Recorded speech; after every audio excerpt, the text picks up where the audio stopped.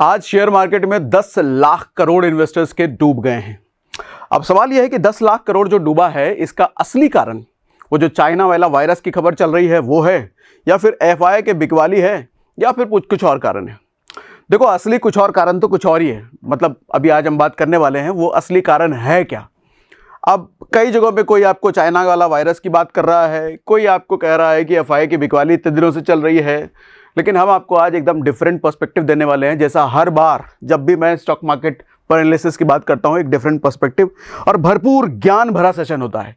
आज के सेशन में भी बहुत सारा ज्ञान मिलेगा और एक रियल पर्सपेक्टिव आपको दूंगा जो शायद आपको सोचने पर भी और शेयर मार्केट में लंबा इन्वेस्टर या लंबा ट्रेडर अच्छा वाला बने रहने में बहुत हेल्प करने वाला है। देखो, आज जैसे यहां पे दिख भी रहा है 388 पॉइंट गिरा है, और 388 पॉइंट गिरा है। उसके साथ साथ आप अगर कुछ इंडेक्स देखोगे तो सेंसेक्स 1.5% टूटा है आज, निफ्टी वो भी 1.5% ज़्यादा टूटा है, बीएसई मिड कैप 2.5% के आसपास टूट गया है, और बीएसई स्मॉल कैप 3% से ऊपर टूट गया है। यानी कि मार्केट का सेंटिमेंट सच में खराब है, और ये इतना खराब है कि आप अगर ये हीट मैप देखोगे मार्केट का, हीट मैप क्या होता है कि पूरे मार्केट में अलग अलग जितने डिविजन्स हैं, कैटेगरीज हैं, सबको एक जगह पर, तो यहाँ पर फाइनेंस सेक्टर के सारे स्टॉक्स, ऑटोमोबाइल्स के सारे स्टॉक्स, केमिकल के सारे स्टॉक्स, हेल्थ केयर के सारे stocks, IT, software, infra, banks, ये सारे हैं। आपको ये पूरा देखने में कौन सा कलर दिख रहा है? हरा हरा, वाइट वाइट, ग्रे ग्रे, या लाल लाल? लाल लाल ना। इसका मतलब गिरावट किसी एक इंडेक्स में नहीं है, सिर्फ लार्ज कैप में नहीं है, सिर्फ मिड कैप में नहीं है, सिर्फ स्मॉल कैप में नहीं है, सब में है। और अगर सब में इतनी भयंकर गिरावट है तो मामला सच में कुछ सीरियस है। क्या सीरियस है? असली वाला पहलू दूंगा। मैं ये पकड़ के नहीं कहूंगा कि इसकी वजह से खराब हो गया, इसकी वजह से खराब, असली वाला पहलू। ठीक है। अब जैसे आप फाइनेंस की बात करो तो जेएम फाइनेंशियल लगभग 7% टूट गया है एक दिन में। बाप रे बाप। एमसीएक्स इंडिया देखोगे 5.6% टूट गया है एक दिन में। यूटीआई एएमसी, ये तो म्यूचुअल फंड वाली कंपनी है, ये म्यूचुअल फंड वाली कंपनी 5.6% टूट गया है एक दिन में। ऐसे ही आप सारे ही सेक्टर में देखो भैया, ये 4%, 6%, 7%, 8% आज की गिरावट भयंकर तगड़ी वाली रही है। इसका क्या कारण है अभी आऊंगा। अब जैसे पिछले 3 महीने में मार्केट आधा हो चुका है लगभग। एलटीएच में जहां 20% का रिटर्न कुछ महीनों पहले हमारे को दिख रहा था, लाइफ टाइम हाई से 20% रिटर्न, अभी ये आधा रह चुका है। ये देखो, मैं कुछ डेटा आपके लिए निकाल के लाया हूं। कितनी मेहनत करता हूं मैं, कितने सारे टैब्स में कितना एनालिसिस करके लाता हूं। देखो ये क्या है, 20 साल का डेटा है निफ्टी का। हर साल का रिटर्न क्या क्या रहा है वो सब यहां पे दिख रहा है। 2024 का डेटा, 23 का, 22 का, 21 का, हर साल का है। ये डायलॉग कुछ ऐसा नहीं लगा, बाप का, दादा का, माई का, सबका बदला लेगा, वैसा टाइप। खैर चलो, ये 2024 का अगर आप डेटा देखो, 8.75%, लगभग 8.5% रिटर्न दिया है मार्केट में, लगभग 8.5%। इसी के लिए आते हो शेयर मार्केट में। इससे बढ़िया एफडी ना ले ले, इससे बढ़िया कुछ और ना कर ले। अच्छा हाँ, 2023 में वैसे अच्छा रिटर्न है 19%, लेकिन उसके बाद अगर 2022 देखो 4% रिटर्न मिला है सर, 4%। अगर किसी ने 2022 में 100 रुपए डाले होते मार्केट में और 3 साल बाद निकाला होता तो उसको लगभग 3 साल का एवरेज करके देखोगे तो 10% मिलता है। 10% के लिए 3 साल इन्वेस्टेड मार्केट में, इतना वोलेटिलिटी, इतना रिस्क, इतना अप डाउन, इतना नजर रखो, इतना शेयर चुनो, इतनी माथापच्ची करने के बाद 3 साल में सिर्फ 10% रिटर्न, इसी के लिए आए हो सर। अगर इससे अच्छा तो एफडी दे रहा है 10%। अब आप कहोगे एफडी कौन सा रिटर्न देता है 10%? दिखाता हूं, एफडी भी दे रहा है आजकल 10%। कैसे? पहले तो एक चीज समझो कि जब आप स्टॉक मार्केट में आते हो ना, आपका इन्वेस्टमेंट गोल क्या है? शॉर्ट टर्म मतलब 2-3 साल, 4 साल, या लॉन्ग टर्म 15 साल, 20 साल? देखो 15-20 साल है तो पिछले 15 साल में 13% से ऊपर रिटर्न दिया है मार्केट में, अच्छा है। 24 साल में 15% से ऊपर रिटर्न दिया है, अच्छा है। लेकिन 2-3 साल, 4 साल अगर है तो मैं कहूंगा अपने इमरजेंसी फंड बनाने की तरफ ध्यान दो भैया। इमरजेंसी फंड आपका ज्यादा अच्छा काम आएगा, क्योंकि आदमी 2-3 साल का फंड इसीलिए ही बनाता है कि वो अचानक जरूरत पड़ने पर काम आ जाए। अब अचानक जरूरत क्या आ सकती है? कोई मेडिकल इमरजेंसी आ गया, खुद को या परिवार को किसी तरीके से, बता के तो आती नहीं है। कोई जॉब ले ऑफ हो गया। अब जैसे ये सिचुएशन वायरस वाला बन रहा है, कोरोना में क्या हुआ था, जॉब ले ऑफ अचानक से जाने लग गए, बिजनेसेस डाउन होने लग गए। ऐसी कोई भी इमरजेंसी आए तो आपका वो इमरजेंसी फंड आपको बचा ले, वहां पैसा होना चाहिए। अब सवाल उठता है कहाँ करें इमरजेंसी फंड तैयार? एफडी में। उससे अच्छा इमरजेंसी फंड कोई भी नहीं हो सकता, क्योंकि आपको एफडी क्या देता है? सिक्योरिटी देता है, सेफ्टी देता है, फ्लक्चुएशन से बचाता है। कहाँ करें? स्टेबल मनी में करो, क्योंकि सबसे ज़्यादा रिटर्न आपको एफडी में स्टेबल मनी पे देखने को मिलता है।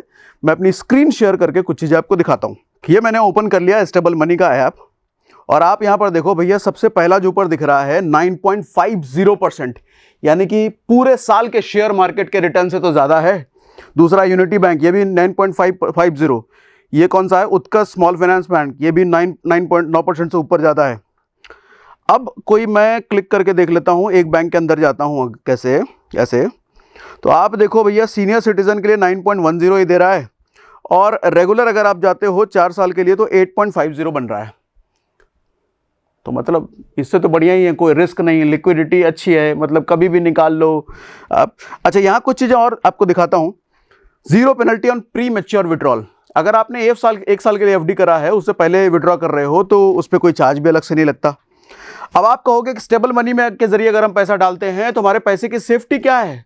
सर, आपका पैसा स्टेबल मनी में नहीं आता है, आपका पैसा स्टेबल मनी के जरिए उस पर्टिकुलर बैंक तक जाता है जिस बैंक में आप एफडी कर रहे हो, तो इसलिए आपके पैसे की सेफ्टी सिक्योरिटी भी बन गई। और वैसे भी आप कहोगे ये छोटा सा बैंक है भैया, ये छोटा वाला बैंक करके दिखा रहे हो आप, इस छोटे वाले बैंक की सेफ्टी सिक्योरिटी क्या है? तो सर यहाँ एक और लाइन लिखी है, up to 5 lakh is insured by RBI subsidiary DICGC। RBI का सब्सिडरी है DICGC, अप टू 5 लाख वो आपका इंश्योर करते हैं पैसा। 7 दिन के बाद आप कभी भी निकाल भी सकते हो। और कुछ चीजें आपको दिखाता हूं, नीचे आ जाओ स्क्रॉल डाउन करके। अच्छा, 10% की जो हम बात कर रहे थे, यहां देखो सर, इंटरेस्ट रेट तो इसका 9.10 है, लेकिन एनुअलाइज रिटर्न आप देखो तो 9.86% हो गया है। ये कैसे हुआ? क्योंकि नीचे ही देखो इसकी कुछ लाइन लिखी हुई है, यहां पर कंपाउंडिंग क्वार्टरली करते हैं ये, मतलब हर क्वार्टर में आपका पैसा री इन्वेस्ट होता रहता है, जिसकी वजह से एनुअलाइज इंटरेस्ट ज्यादा बढ़ जाता है। तो 9.86 पर एनम, और ये 8.75%। तो सोचो आपका emergency fund, short term investment कहाँ होना चाहिए। और कुछ चीज़ें आपको दिखाता हूँ। अब देखो, जैसे ये यहाँ पे 3 बैंकों का इसने कंपेयर करा है, आप यहाँ पर 200 से ज़्यादा बैंकों का इंटरेस्ट रेट कंपेयर कर सकते हो। यहाँ पर 3 दिखा रहा हूँ, SBI, HDFC और उत्कर्ष फाइनेंस। तो आप कहोगे उत्कर्ष तो भैया छोटा बैंक है इसलिए ज़्यादा है, आपको सेफ्टी सिक्योरिटी के बारे में हमने बता दिया। अब देखो, जैसे ही आपका एफडी शुरू हो जाता है, डिपॉजिट हो जाता है, आपके बैंक से डायरेक्ट आपको ईमेल और SMS भी आता है। यहाँ पे लिख के भी ये बात बता रहे हैं, you will receive your fund with in 1 working day post withdrawal. आप चाहो तो 7 दिन बाद कभी भी विड्रॉ कर सकते हो, 1 दिन में आपका फंड वापस आ जाता है। अच्छा, कुछ बैंक यहाँ पे ऐसे भी हैं जो कि इंस्टेंट विड्रॉल की फैसिलिटी देते हैं।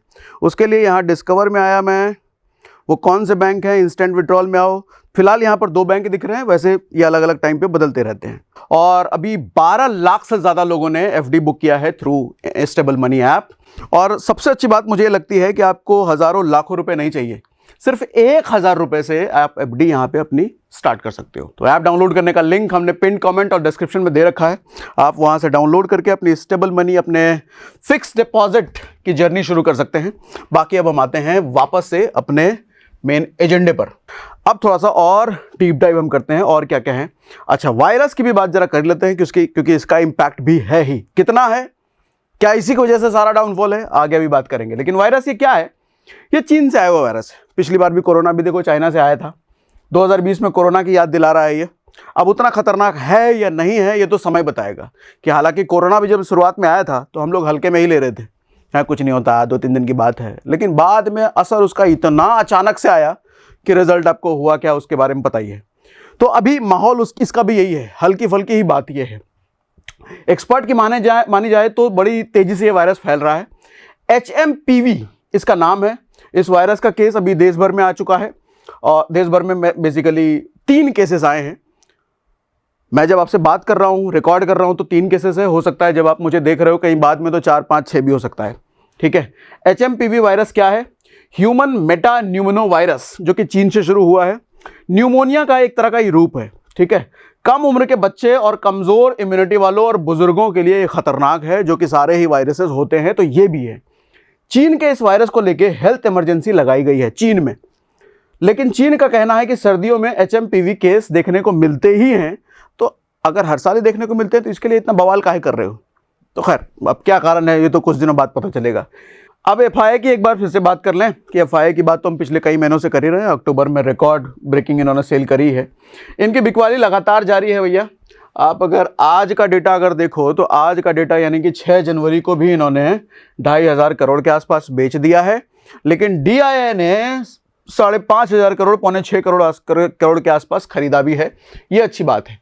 और अगर थोड़ा सा डिटेल में अगर हम जाएं तो 3 जनवरी, 2 जनवरी, 1 जनवरी, 3 जनवरी को 4,200 करोड़ इन्होंने बेचा, 2 जनवरी को खरीदा था 1,500, 1 जनवरी को 1,700 करोड़ इन्होंने बेचा था।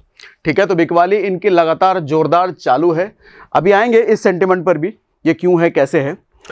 एक चीज़ समझिएगा सर, अभी ना कई सारे फैक्टर्स हैं, जैसे डॉलर की मजबूती, डॉलर बढ़ रहा है, रुपया गिर रहा है, Q3 के खराब अर्निंग सीजन, अभी उस पर भी बात करेंगे। एक यहां ध्यान से समझिएगा, NSDL के अकॉर्डिंग ऑयल, गैस, ऑटो और FMCG में सबसे ज्यादा बिकवाली हुई है। एक चीज समझिएगा, ऑयल एंड गैस क्या हम बनाते हैं अपने देश में? नहीं, बाहर से हम इंपोर्ट करते हैं। और जब हम बाहर से इंपोर्ट करते हैं तो कौन सा करेंसी देते हैं? डॉलर देते हैं। अच्छा, डॉलर का भाव बढ़ रहा है, हमारा रुपया गिर रहा है, यानी कि हम कमजोर हो रहे हैं इस सेक्टर में। ये हमको ज्यादा पैसा पे करना पड़ेगा ये खरीदने के लिए। तो एफआईआई को ये समझ में आ रहा है कि इंडिया इस सेक्टर में कमजोर हो रहा है, इस सेक्टर में इंडिया के लिए महंगाई बढ़ रही है, तो एफआईआई क्या करेगा? इस सेक्टर से निकल रहा है। ऐसा ही ऑटो सेक्टर आप देखो, ऐसा ही FMCG सेक्टर देखो। अब इसकी क्या कारण है सर? ऑटो का सेल कितना घटा है ये हमने देख लिया है। FMCG सेक्टर चूंकि महंगाई बढ़ रही है और महंगाई के साथ साथ टैक्सेशन के लगातार कुछ ना कुछ हर महीने लफड़े चलते रहते हैं। GST के न्यूज़ में आपने पढ़ ही लिया होगा। अब टैक्सेशन का बोझ, महंगाई का बोझ, तो आम आदमी क्या करेगा भैया? गाड़ी खरीदेगा ऐसे में? तो गाड़ी खरीदेगा नहीं, ऑटो सेक्टर गिरेगा। क्या करेगा? अपने FMCG रोजमर्रा के जो खर्चे हैं उस पर कंट्रोल करेगा, तो क्या करेगा? FMCG गिरेगा। तो ये एफआईआई को समझ में आ रहा है। तो एफआईआई की सबसे ज्यादा बिकवाली इन सेक्टर्स में है। इन 3 सेक्टर को मिलाकर अगर आप देखो तो लगभग 9,000 करोड़ की बिकवाली हुई है सिर्फ इन 3 सेक्टर में। यूएस मार्केट फिलहाल एफआईआई को बड़ा पसंद आ रहा है। देखो सर, होता क्या है, एफआईआई ना, चलो ये टॉपिक अभी आगे कवर करूंगा, पहले नहीं लूंगा, सस्पेंस खुल जाएगा। अभी इसके बारे में बात करेंगे, भी और बात करेंगे। अगला, Q3 के रिजल्ट निराश कर रहे हैं भैया।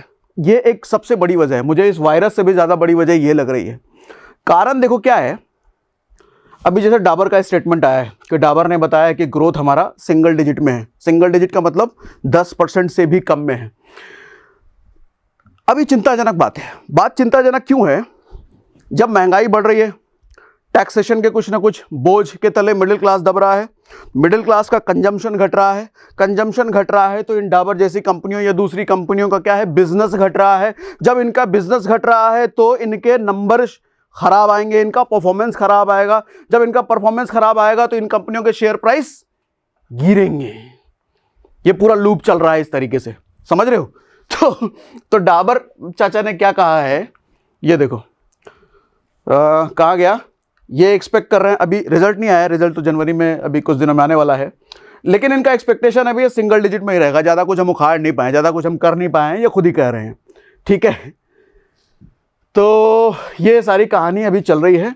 उसके साथ महंगाई के चलते खरीदारी पर प्रेशर है ही, जो बात हमने करी अभी। जनरल ट्रेड मतलब कि किराना, छोटे दुकानदार, इनकी सेल्स पर भी भयंकर प्रेशर है, क्योंकि प्रेशर अब पड़ गया है आम आदमी के कमाई, उसके खर्चे पर, तो आएगा। मोतीलाल ओसवाल के अकॉर्डिंग क्रेडिट ग्रोथ 16% से गिर के 11% पे आ गई है, 11.5। अब आप कहोगे क्रेडिट ग्रोथ क्या होता है? बैंक लोन देती है, कर्जा देती है ना। क्रेडिट ग्रोथ किसी तरह का कर्जा जो किसी को दिया जा रहा है। अब जैसे बैंकों की कमाई तो ज्यादातर कर्जा दे करके ही होती है ना, लोन दे करके ही होती है, उसमें कमी आई है, मतलब लोग कम लोन रहे हैं। सबसे ज्यादा स्लो डाउन है अनसिक्योर्ड रिटेल लोन में। अनसिक्योर्ड रिटेल लोन क्या होता है? जहां पर कुछ बैंकों को गिरवी रखने की जरूरत नहीं पड़ती है हमें पैसा लेने के लिए, जैसे पर्सनल लोन, कुछ गिरवी रखना नहीं पड़ता। होम लोन के लिए तो घर के कागजात गिरवी रहते हैं। क्रेडिट कार्ड से करने वाले जो हम करते हैं वो अनसिक्योर्ड होता है, जैसे मॉल वॉल में जाकर के बजाज फाइनेंस का कार्ड लगा करके मोबाइल ले लिया, अपना टीवी ले लिया, वो सब अनसिक्योर्ड है। इसमें गिरावट आई है, इसमें कमी आई है, तो क्या इन बैंकों का धंधा खराब हुआ? सारा चीज एक दूसरे से कनेक्टेड है, पूरी इकोनॉमी कनेक्टेड है। मतलब कंज्यूमर का इंटरेस्ट खराब हो रहा है भैया, लोन से ब्याज, बैंकों की कमाई। अच्छा, बैंक वाला बात, एक चीज इंटरेस्टिंग दिखाता हूं आपको। ये देखना कहाँ गया ऊपर। Q3 का प्रीव्यू है इनका। स्लो क्रेडिट ग्रोथ की हमने बात करी बात हमने कर ली। क्रेडिट ग्रोथ मतलब लोन देने का जो रेट है वो गिरा है। प्रेशर ऑन निम्स, आप यहाँ पे एक चीज ध्यान से आपको दिखाता हूँ, कहाँ गया लोन टू डिपॉजिट रेशियो वाली बात, कहाँ गया ऊपर रह गया क्या? हाँ ये देखो, ये बड़ा ध्यान से समझिएगा। Outstanding loan to deposit ratio has declined to 79.7%। March में ये करीब 80% के आसपास था। अब सवाल उठता है ये लोन टू डिपॉजिट रेशियो क्या होता है, जरा ध्यान से समझिएगा। होता क्या है, बैंकों का धंधा, बैंकों की कमाई कैसे चलती है? बैंक दो चीज करता है, एक तो आपसे डिपॉजिट लेता है, मतलब डिपॉजिट लेकर के वो सेविंग अकाउंट में रखे आपके, या फिर डिपॉजिट लेकर के आप उसका एफडी बनवा लो। तो इन दोनों चीज में बैंक की कमाई नहीं होती। बैंक तो आपको देता है, सेविंग अकाउंट पे 2-3% 4% दे रहा है, एफडी करा रहे हो तो 6-7-8% 9% दे रहा है, लेकिन कमाई कहाँ हो रही है? कमाई हो रही है लोन में, जब वो लोन देता है। अच्छा, लोन कब दे पाएगा? जब बैंक के पास ज्यादा डिपॉजिट आएंगे। बैंक के पास अगर डिपॉजिट ही घट गए तो क्या बैंक लोन दे पाएगा? दिक्कत आ जाएगी इसमें। लेकिन सोच के देखिए, बैंकों ने अगर पहले ही किसी को लोन दे रखा है, होम लोन दे रखा है 20 साल के लिए, 5-7 साल के लिए पर्सनल लोन दे रखा है, और इधर जो पैसा आपने पहले से रखा हुआ था, एफडी कर रखा था 3 साल के लिए, उस पैसे को देख करके बैंक ने 20 साल के लिए लोन दिया और आपने इस 3 साल का पैसा तोड़वा करके डाल दिया म्यूचुअल फंड में, बैंक के लिए दिक्कत बढ़ गई। बैंक तो भरोसे में है भैया, आदमी का 3 साल का एफडी मेरे पास पड़ा हुआ है और उसके भरोसे आपने उस दूसरे को लोन दे दिया। लेकिन आपका मूड फिर गया, किसी का वीडियो देखा म्यूचुअल फंड एसआईपी करो, और आपने पैसा निकाल करके एफडी तोड़ करके म्यूचुअल फंड में डाल दिया, तो बैंक आ गया टेंशन में। तो भैया ये डिक्लाइन हो रहा है, बैंकों की दिक्कत बढ़ रही है। अब जब बैंकों की दिक्कत आएगी तो बैंकों के शेयर क्या होंगे? धड़ाम। समझ रहे हो? तो मैं सिर्फ ये कोरोना टाइप जो वायरस आया है वो बड़ा कारण नहीं है। बड़ा कारण इस वायरस के आने के पहले महंगाई बड़ा कारण है, बड़ा कारण टैक्सेशन है, जो टैक्सेशन के मार पड़ रहा है मिडिल क्लास पे, वो बड़ा कारण है। अब सवाल ये उठता है कि कोरोना, बार बार कोरोना ले रहा हूं, HMPV HP जो भी इसका नाम है, लेटेस्ट चीनी वायरस, मैं तो इसको चीनी वायरस कहता हूं। तो इसके आने की वजह से आज इतना उथल पुथल क्यों हुआ है भैया? ये महंगाई तो इतने दिनों से चल रहा है, ये टैक्सेशन के लफड़े इतने दिनों से चल रहे हैं। समझाता हूं आज क्यों हुआ है। अब आ गया हूं। अब असली बात क्या है ये समझो।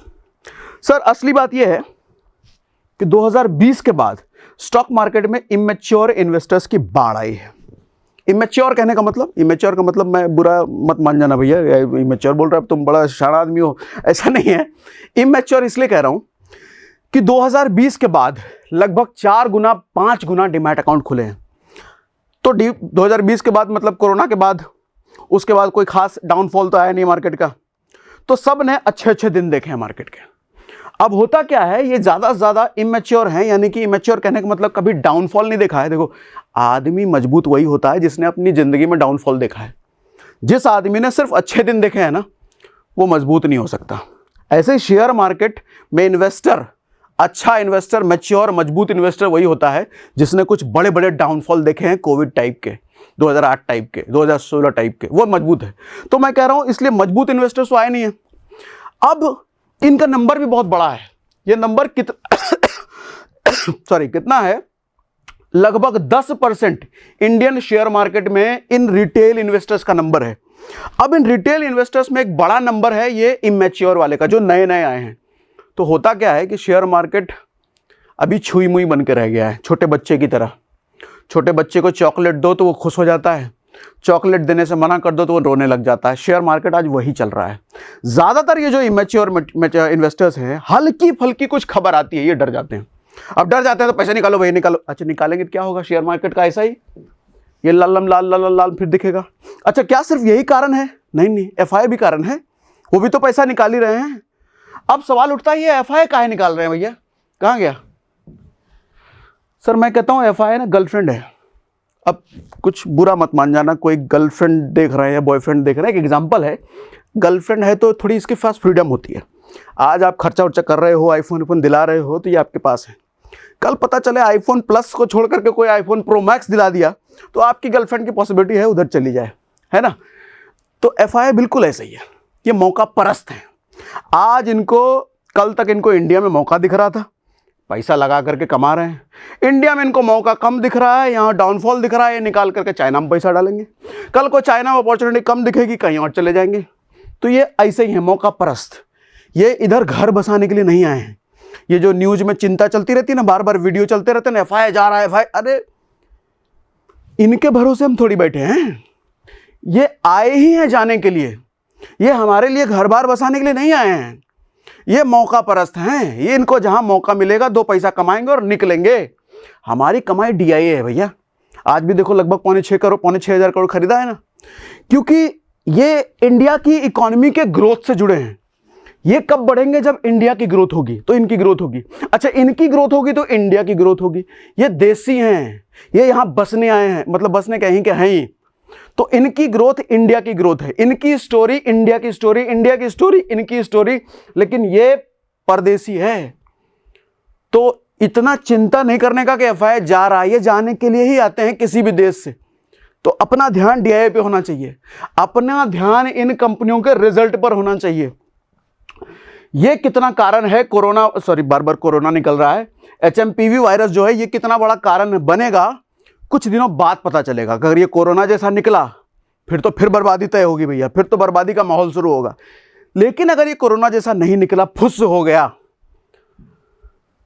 ये असली कारण है। Q3 के रिजल्ट, कंपनियां अच्छा परफॉर्म नहीं कर पा रही हैं क्योंकि कंपनियों को सेल नहीं मिल पा रहा है, आम आदमी खरीदने नहीं जा रहा है। क्यों आम आदमी खरीदने क्यों नहीं जा रहा? पैसा कम पड़ रहा है, आम आदमी के पास महंगाई पड़ रही है, टैक्सेशन का अलग मार पड़ रहा है। अभी 1 फरवरी को बजट आ रहा है, देखो टैक्सेशन के लिए क्या होता है, उसमें भी अपने फाइनेंस मिनिस्टर को कुछ करना चाहिए। नहीं किया तो मैं बार बार कह रहा हूँ, फिर से अभी बुरे दिन अभी चालू रहेंगे। तो असली बात ये है। तो मेरी बात समझ में आई? कुछ अलग लगा एनालिसिस, बात पते की कर पाया मैं तो मुझे कमेंट बॉक्स में लिख के बताइए। हाँ, ये आदमी एकदम पते की बात करता है, हमेशा पते की बात करता है, ठीक है। और बाकी एक बार फिर से कह देता हूँ भैया कि अपने शॉर्ट टर्म इन्वेस्टमेंट को शेयर मार्केट में मत डालिए। लॉन्ग टर्म के लिए अच्छी जगह है, लेकिन प्लान्ड समझ के एनालिसिस के साथ। शॉर्ट टर्म के लिए एक इमरजेंसी फंड बनाइए, और इमरजेंसी फंड बनाने का, एफडी में इन्वेस्ट करने का, स्टेबल मनी एक सेफ ऐप है, एक अच्छा ऐप है आपके लिए। इसका लिंक हमने पिन कमेंट और डिस्क्रिप्शन में दे रखा है। तो आज के लिए इतना ही, बाकी मिलते हैं फिर कभी।